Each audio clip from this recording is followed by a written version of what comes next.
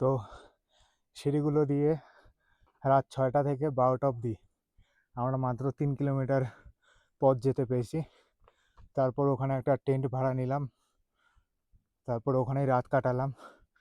টেন্টের ভিতর 3টা sleeping bag ছিল, তো ওই স্লিপিং ব্যাগগুলোই রাত্রে গরম রাখার কাজ করেছে। বাকি সকালবেলা ঘুম থেকে উঠে আবার যাত্রা শুরু করেছি।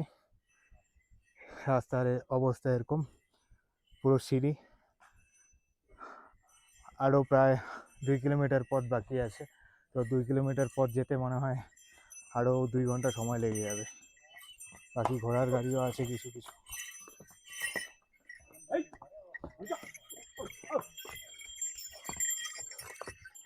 আমার স্লিপিং ব্যাগে এতগুলো গাঁজা ছিল, ওগুলো গাঁজা সরিয়ে রেখে তারপর আমি ঘুমিয়েছি।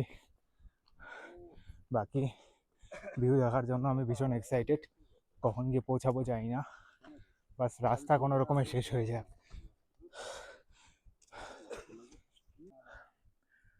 और भाई, और कितना दूर है रास्ता? हाँ हाँ, कितना दूर है?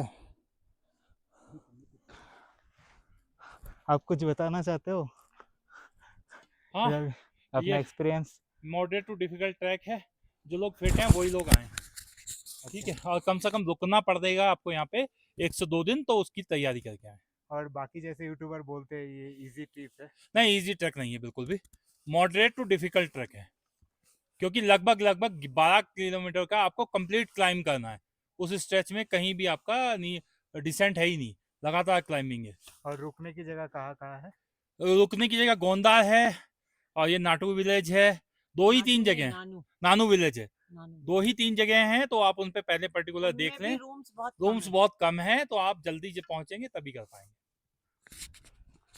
তো যেমনটা ওরা বললো যে এখানে বাকি যেমনটা ইউটিউবার বলে যে ইজি ওঠা, এখানে ভীষণ ডিফিকাল্ট। আর যারা স্পোর্টস পার্সন আছো তার জন্য এটা মডারেট একটা ট্র্যাক হতে চলেছে। বাকি যখন আসবে তখন মেন্টালি প্রিপেয়ার হয়ে আসবে, কারণ কি এখানে যে রাস্তা আছে ভীষণ ভয়ঙ্কর। এই সামনে পুরোটাই সিঁড়ি আর পাশে পুরো খাই। এখান দিয়ে যদি কেউ পড়ে যায় তাহলে সে 1 মিনিটে উপরে চলে যাবে। তো এখানে আসার জন্য ফিজিক্যালি স্ট্রং থাকার থেকেও বেশি মেন্টালি স্ট্রং থাকা ভীষণ প্রয়োজন। বাকি এই ট্রিপে যেমনটা মজা আসবে, যেমনটা অ্যাডভেঞ্চার হবে, ওটা লাইফে ওয়ান অ্যান্ড অনলি। তো এখন প্রায় আমি চলেই এসেছি, আর মাত্র 500 মিটার আছে। আর আমার সাথে যেগুলো সাথী আছে ওরা অনেকটাই পিছনে পড়ে আছে আমার। আর সত্যি কথা বলতে ওদের কাছে লাগেজও নেই তেমন, যাই না তাও ওদের আসতে কেন এত লেট করছে। বাকি আমি রেস্ট অনেক কম নিচ্ছি, একদম কন্টিনিউয়াস একটানা ট্রাভেল করছি।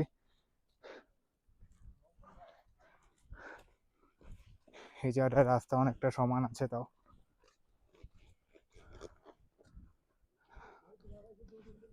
বাকি ট্রেকিংয়ের মজা তো পিঠে ব্যাগ নিয়ে আছে। আর পাহাড়ের এই মনোরম দৃশ্য যেটা তোমার মন ভরাতে থাকবে কিছুক্ষণ পর পর, কারণ কি দৃশ্য চেঞ্জ হতে থাকে।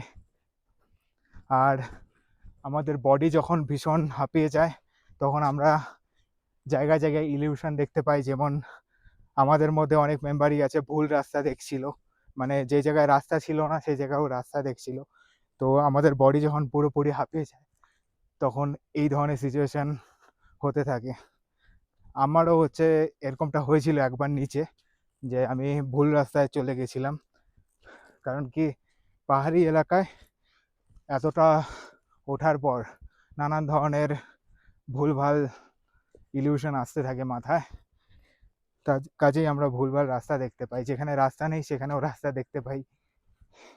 বাকি চলে এসছি, বাস আর খানিকক্ষণ।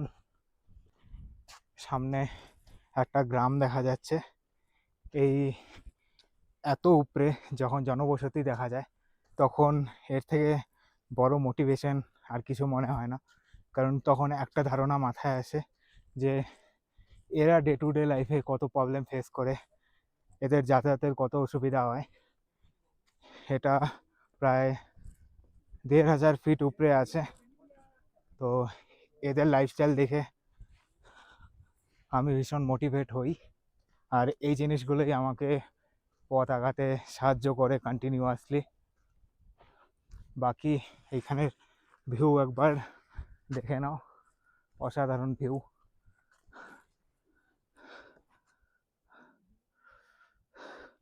পাহাড়ের ওই জায়গাটায় হালকা বরফ দেখা যাচ্ছে, পাহাড়ের চূড়ায় হালকা হালকা বরফ আছে।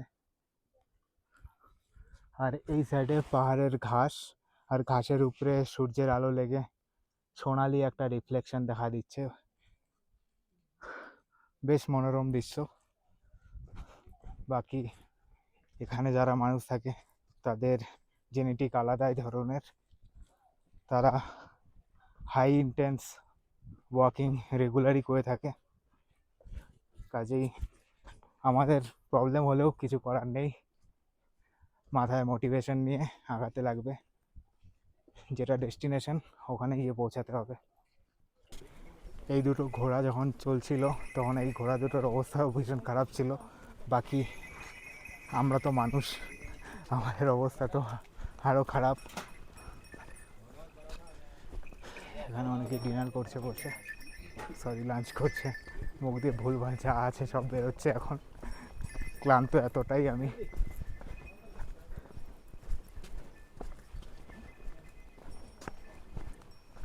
আর পকেট থেকে ফোন বের করে টাইম দেখার মতো আমার কাছে এনার্জি বেঁচে নেই, ক্যামেরাটা বহুত কষ্টে ধরে আছি আমি।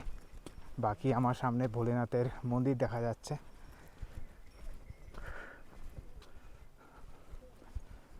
তো আমি এখানে এসে প্রায় ১০-১৫ মিনিট ধরে বসে আছি, আর দূর অবধি এখনো আমাদের সাথীদের আতা পাতা নেই কোনো।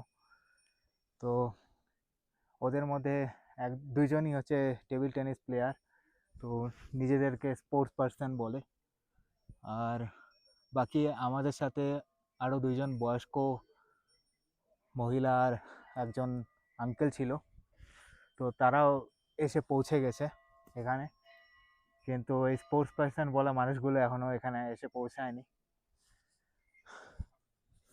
বাকি আমি এবার কান ধরে নিয়েছি একটা জিনিস, আর মাইন্ডসেট ঠিক করা আছে যে যখন কোথাও এরকম জায়গায় দূরে আসো তাহলে সোলো আসো, না তো নিজেদের চাইল্ডহুড ফ্রেন্ডদের সাথে আসো, ওটা সবচেয়ে থেকে বেটার। মানে কিছুদিনের বন্ধুত্বে এখানে আসা কোনো পার্টনারের সাথে ঠিক হয় না, কারণ কি আন্ডারস্ট্যান্ডিং অত ভালো হয় না ওই জিনিসগুলোর। তো এর থেকে সোলো ট্রাভেল প্রচুর ভালো, আর চাইল্ডহুড ফ্রেন্ডের সাথে যদি আসো তাহলে ওটাও আরও অনেক ভালো। क्या बोलना चाहते हो? बहुत अच्छा लगा यहाँ पे आके, बहुत ही अच्छा रास्ता है। बहुत कठिन चढ़ाई। रीलों में तो मध्यमेश्वर महाराज ऐसे लगते हैं, कोई ट्रैकिंग व्रैकिंग कुछ भी नहीं है। रीलों का भूत रहता है ना पब्लिक को, रील के भरोसे बिल्कुल मत आए भाई जी। अपना स्ट्रांग होके आए बिल्कुल। ट्रैकिंग बहुत कठोर है बिल्कुल ट्रैकिंग। 2-3 महीने पहले पर दर्शन करके श्री मध्यमेश्वर महाराज जी के बिल्कुल थकान दूर हो गई सारी। हर हर महादेव। हरियाणा से आए भाई जी, हरियाणा फैजाबाद पलवल। जय हरियाणा। তো এখন আমি আছি মধ্যমহেশ্বর মন্দিরের সামনে। তো আমার হাতে আছে প্রসাদ, আর এই প্রসাদে রয়েছে কয়েকটা নকুলদানা, একটা লাল কাপড়, আর এটার দাম পড়েছে আমার 200 টাকা। তো পাহাড়ের এত উপরে হয়তো ওদের জিনিসপত্র আনতে অনেক কষ্ট হয়, আর এখানে সারভাইভের জন্যই ওরা ব্যবসা করছে, এটাও মানছি। বাট দাম যে হিসাবে আছে না, ওইটা আমার অতিরিক্তই বেশি মনে হচ্ছে। কারণ কি আমরা বাজেট করে এসেছিলাম, যা বাজেট করে এসেছি তার থেকে 50% এক্সট্রা বেশি খরচা হয়ে গেছে। আর যদি ঠিকঠাক প্রাইস রাখতো, মানে উপরে সব কিছু জিনিস নিয়ে আসার পরেও যতটা প্রাইস হওয়া উচিত ততটাই যদি প্রাইস থাকতো তাহলে পরে সবারই সুবিধা হতো, সবাই এসে। কারণ কি আমি দেখছিলাম কিছু কিছু ট্যুরিস্ট এসে ঝগড়া করছিল, আর এখানকার লোকালরা একদম মারপিটে উঠে আসে যখন ট্যুরিস্টদের সাথে ঝগড়া হয়। এখানকার লোকালদের মধ্যে ইউনিটি অনেক বেশি। তো কিছুক্ষণ আগেই আমি একটা ইনসিডেন্ট দেখছিলাম যেখানে এক আর্মি ভাই, তো রাতে 400 টাকা ঠিক করেছিল থাকার জন্য, কিন্তু সকালবেলা ঘুম থেকে উঠে ওর কাছ থেকে 1000 টাকা চাইছিল লোকালরা। তো ওটা নিয়ে একটু কথা কাটাকাটি হয়ে গেছে, পরে লোকাল ছেলেবেলে যা আছে আশেপাশে সব ওকে মারতে চলে এসেছিল। তো এই জিনিসগুলো আছে যেগুলো, আর এখানে মোবাইলে নেটওয়ার্ক ফেটওয়ার্ক কিছু কাজ করে না, তাই এই সব ঝামেলায় 500,000 টাকার থেকে মানে নিজের লাইফের দাম অনেক বেশি আমার মনে হয়। তো এখানে এইসব এরিয়াতে যদি ঝামেলা হয় তাহলে ঝামেলায় না জড়ানোই ভালো, কারণ কি এখানে নেটওয়ার্ক কাজ করে না। যদি লিগেল মানে প্রসেস ফলো করেও যদি সব কিছু অ্যাকশন নিতে হয়, তাও প্রায় 10 ঘন্টা 15 ঘন্টা সময় লেগে যাবে, কারণ কি এটা পাহাড়ের অনেক উপরে। তো যখন এখানে আসবে তখন বাজেট করেই আসবে। তো শেষমেশ ফাইনালি ঠিক করলাম যে এত দূর যখন এত কষ্ট করে এসেছি, প্রায় 18 কিলোমিটার ট্র্যাক, তো বাকি আরও 2 কিলোমিটার কেন বাকি রাখি। 2 কিলোমিটার পরে আছে বুদ্ধ মহেশ্বর, যেখানের ভিউ আরও অসাধারণ। তো সেই ভিউটা দেখবো আজকে। তো বাস, রাস্তার ভীষণ কঠিন এখান থেকে, প্রায় এরকমই দেখা যাচ্ছে। তো এখনই ট্রেকিং শুরু করব এখান থেকে। বাকি এত দূর আসার পর মনে কোনো রিগ্রেট রাখতে চাই না, তাই যেমন করেই হোক, এত কিছু বাধা বিপত্তি সত্ত্বেও, বাজেট ইস্যু, শরীর হাঁপিয়ে গেছে, শরীরে এনার্জি নেই, তা সত্ত্বে মাইন্ডসেট করলাম যে এত দূর যখন চলেই এসেছি তখন এতটুক সামনে যতটুক আছে রাস্তা অতটুক পার যে করেই হোক করতে হবে। বাকি আমি আগে গিয়ে ভিউ দেখাবো। তো লেটস গো টু বুধ মহেশ্বর। ঠিক আছে, দেখা যাক গিয়ে। তো এখন আমি আবার মাইন্ডসেট করে চড়াই শুরু করলাম। এখানে রাস্তা নেই, যেমনটা দেখতে পাচ্ছো, এরকম পাহাড়ি ধাপ হালকা হালকা কেটে কেটে রাস্তা বানানো হয়েছে। আর আগেও ভীষণ ডিফিকাল্ট। উপরে আমাদের কিছু সাথী দাঁড়িয়ে আছে, আর আমাদের স্পোর্টস পারসন শুয়ে গেছে। আমার হাতে আছে জলের বোতল, আর আমি করছি ট্রেক। জানি না উপর গিয়ে কীভাবে পৌঁছাবো, জাস্ট রাস্তা এগুলো। জায়গায় জায়গায় পাথরের উপর পাথর বসিয়ে রেখেছে মানুষে, এরকম পাথরের উপর পাথর চারপাশে ভর্তি। এখন আমাদের স্পোর্টস পার্সনও আস্তে আস্তে চড়াই করছে। হ্যারি ভাই, হ্যারি भाई आ जाओ, हो जाएगा, कोई बात नहीं, हम लोग 18 किलोमीटर चल दिए और 2 किलोमीटर चलने में क्या दिक्कत है। देखो দেখো আমার মোটিভেশন কাজ করে গেছে। এখন হ্যারি ভাইও আগে চলছে আমাদের সাথে, আর আমিও আগে যাচ্ছি। ও আচ্ছা, এইভাবে করে উঠতে হবে আমাদেরকে। তো এইভাবে করে বাউন্ডারি ক্রস করতে হবে, অসাধারণ।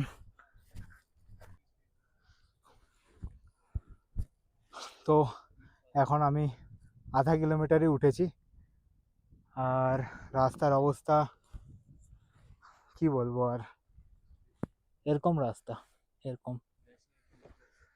বাকি চারপাশের ভিউ দেখি কাজ চালাচ্ছি। চারপাশের যে ভিউ আছে ওটাই দেখার মতো, বিশেষ করে ওই পাহাড়ের গায়ে যে বরফ লাগানো আছে তার উপরে সূর্যের আলো রশ্মি পড়ে আরও গ্লো করছে। ওই জিনিসগুলো দেখে একদম কি বলবো, মানে ফিলটা আমি এক্সপ্লেন করতে পারছি না, বাট অসাধারণ লাগছে। এরকম সিন তো আমি শুধু ইয়েতে দেখেছিলাম, মুভিতে দেখেছিলাম, বাট প্র্যাকটিক্যালি আমি আজকেই দেখছি। আর এরকম হার্ড ট্রেকিংয়ের এক্সপিরিয়েন্স আমার লাইফে প্রথমবার। বাকি এমনটা না যে এত কষ্ট করে এসেছি এরপরে আমার মাইন্ড সেট হয়ে গেছে যে না আর এরকম টাইপের ট্রেকিং করা যাবে না, এরকমটা না। আমার পুরো মন আছে এরকম টাইপের আরও ট্রেকিং করার। বাস সাথী যদি আরও ভালো হয় তাহলে ট্রেকিং করে মজা হয়ে চলে আসে। তো এর পরের বার থেকে যদি আমি ট্রেকিং করি তাহলে আমার ক্লোজ ফ্রেন্ডদের সাথে ট্রেকিং করব। বাকি যারা স্ট্রেঞ্জার আছে বা কিছুদিনের বন্ধুত্ব তাদের সাথে ট্রেকিং অ্যাভয়েড করাই ভালো, কারণ কি আন্ডারস্ট্যান্ডিংয়ে ভীষণ অসুবিধা হয়। বাকি ভিউ তো তোমরা দেখতেই পারছো, আমার আর কি বলার আছে এটাতে। বাকি এখন আমি 1.5 কিলোমিটার উপরে আছি, আর চারপাশে সুন্দর ভিউ তো আছেই, সাথে মজার জিনিস যেটা আমি দেখতে পারলাম, এখানে আছে পাহাড়ি ব্রিডের কুকুর। ভাই, ও ডগেশ ভাই, হ্যালো। চ্যাম্পিয়ন, ওকে। তো ये ভাই বলছে যে এর নাম চ্যাম্পিয়ন। ও চ্যাম্পিয়ন ভাই, লোম দেখো, এদের জ্যাকেটের প্রয়োজন পড়ে না।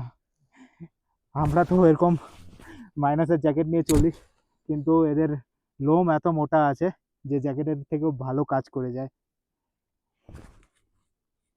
ও ভাই, ও ভাই, এখানের কুকুর এত ভালো, এত ডিসিপ্লিনতে থাকে না, মানুষও এত ভালো ডিসিপ্লিনতে থাকে না আজকালকার দিনে। এমনটা না যে কাউকে দেখলেও ভাও ভাও শুরু, খুব শান্ত স্বভাবের। এই যে আমি গায়ে টাচ করছি না, হচ্ছে নিজের মন মতো আছে, কোনো কিছু করছে না, একদম ভীষণ শান্ত স্বভাবের হয়, তাই না? হ্যাঁ, হ্যাঁ, হ্যাঁ বললো, হ্যাঁ, হ্যাঁ বল। ও বাস নিজের কাজে ব্যস্ত, নিজের হাইজিনের ধ্যান রাখছে ও। বাকি আবার আমরা চড়াই শুরু করব। আর নিচে আমাদের আরেক ডগেশ ভাই, ওখানে সিনের মজা নিচ্ছে ও। তো অনেকটা পথ আমি চলে আসলাম, আর মাত্র 200 মিটার, আর কুকুরটাও আমার সাথে সাথেই যাচ্ছে। এতক্ষণ ও আমার সাথে সাথেই আসছিল, ভালো একটা কোম্পানি, বেশ অনেকক্ষণ কোম্পানি দিল উপরে ওঠার সাথে। আর এখান দিয়ে পাহাড়ের চূড়া আরও স্পষ্ট দেখা যাচ্ছে। বাকি আগে আরও সুন্দর ভিউ আছে, গিয়ে দেখা যাক। তো এখন আমার সামনে অসাধারণ ভিউ দেখতে পাচ্ছি, সামনে একটা মন্দিরও আছে, আর এখানে জল শুকিয়ে গেছে, আর মেঘ ভীষণ কাছে মনে হচ্ছে।